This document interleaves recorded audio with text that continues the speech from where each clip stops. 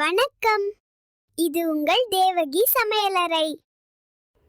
இன்னைக்கு நம்ம பார்க்க போகிறது ரொம்ப டேஸ்டியான ஆந்திரா ஹோட்டல் ஸ்டைல் பருப்பு பொடி.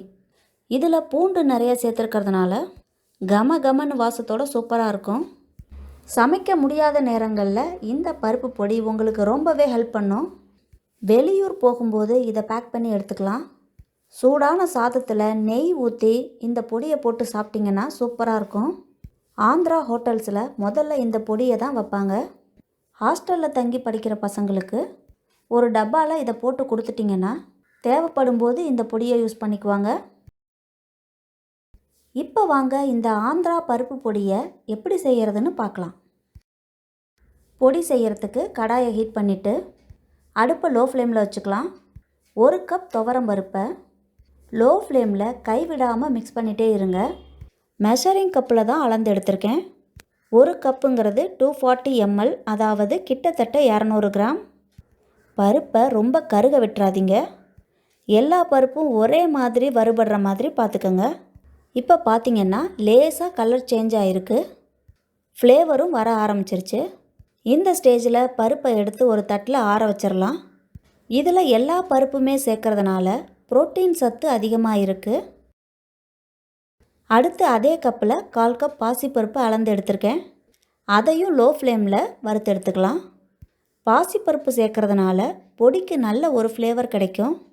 பொதுவாக எல்லார் வீட்லேயுமே அதிகமாக துவரம் பருப்பு யூஸ் பண்ணுவோம். ஆனால் பாசிப்பருப்பு ரொம்ப யூஸ் பண்ணுறதில்ல. இந்த மாதிரி பொடி செய்யும்போது பாசிப்பருப்பை சேர்த்துக்கிறது ரொம்பவே நல்லது. இப்போ 1/4 கப் கடலைப்பருப்பை சேர்த்து லோ ஃப்ளேமில் வறுத்துக்கலாம். அடுத்ததாக 2 டேபிள் ஸ்பூன் பொட்டுக்கடலை சேர்த்துக்கிறேன். நான் முழு பொட்டுக்கடலை இருந்தது, அதை தான் சேர்த்துருக்கேன். நீங்கள் உடைச்ச பொட்டுக்கடலை இருந்தால் சேர்த்துக்கோங்க. 2 டேபிள் ஸ்பூனுங்கிறது 1/4 கப்பில் பாதி. அடுத்ததாக 1 டீஸ்பூன் சீரகம், 1/2 டீஸ்பூன் மிளகு. இது ரெண்டையுமே கொஞ்சமாக சேர்த்தா போதும், அதிகமாக சேர்க்கக்கூடாது. இதில் சொல்லி இருக்கிற பருப்போட அளவுக்கு இந்த மிளகு சீரகம் போதுமானது. அடுத்ததாக காரத்துக்காக 10 நார்மல் மிளகாய், 10 காஷ்மீரி சில்லி எடுத்திருக்கேன். காரம் அதிகமாக வேணுங்கிறவங்க இன்னும் கொஞ்சம் மிளகாய் சேர்த்துக்கலாம். மிளகாயை கருக விடாமல் லேசாக சூடு ஏறினா போதும், எடுத்துடலாம்.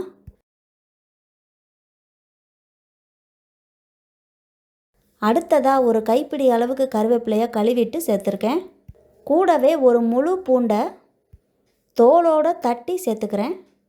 பூண்டோட ஃப்ளேவர் ரொம்ப பிடிக்குன்றவங்க இன்னமும் கொஞ்சம் பூண்டு வேணும்னா சேர்த்துக்கலாம். அடுப்பை ஃபுல் சிம்மில் வச்சுட்டு பொறுமையாக இது ரெண்டையுமே ஈரப்பதமே இல்லாமல் வறுத்தெடுக்கணும். கருவேப்பிலையில் இருக்கிற ஈரம் குறைஞ்சதும் கொஞ்சமாக நல்லெண்ணெய் சேர்த்துக்கோங்க. அப்போ தான் பூண்டு மொறுன்னு வறுபடும். எண்ணெய் சேர்த்ததும் கரண்டியால் பூண்டை இந்த மாதிரி நசுக்கி விடுங்க. அப்போ தான் பூண்டில் உள்ளே இருக்கிற ஈரமும் குறையும். இப்போ இந்த அளவுக்கு மொறுன்னு வறுபட்டதும் எடுத்துடலாம். ஆனால் தீஞ்சு போகாமல் பார்த்துக்கோங்க. இப்போ மிக்ஸி ஜாரில் மிளகாய், உப்பு, 1/4 டீஸ்பூன் பெருங்காயம். நான் கட்டி பெருங்காயத்தை தூளாக்கி வீட்டிலேயே ரெடி பண்ணி வச்சுருக்கேன். அதனால் அதோட ஃப்ளேவர் ரொம்ப அதிகமாக இருக்கும். 1/4 டீஸ்பூனே போதும். சப்போஸ் நீங்கள் கடையில் வாங்கின தூள் பெருங்காயமாக இருந்ததுன்னா 1/2 டீஸ்பூன் வரைக்கும் சேர்த்துக்கலாம். இப்போ மிளகாய் ஓரளவுக்கு அரைபட்டுருச்சு. அடுத்ததாக பருப்பை சேர்த்துடலாம். பருப்பை சேர்த்து அரைச்சதுக்கப்புறம் கடைசியாக தான் கருவேப்பிலையும் பூண்டையும் சேர்த்து அரைக்கணும். இந்த பொடியை இட்லி பொடி மாதிரி கொரப்பாக அரைக்கக்கூடாது. நல்லா மை மாதிரி நைஸாக அரைக்கணும். பார்த்திங்கன்னா இந்த அளவுக்கு நைஸாக ஆயிடுச்சு.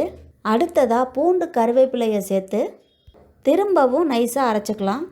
இப்போ ரொம்ப சுவையான ஆந்திரா ஸ்டைல் பருப்பு பொடி ரெடி.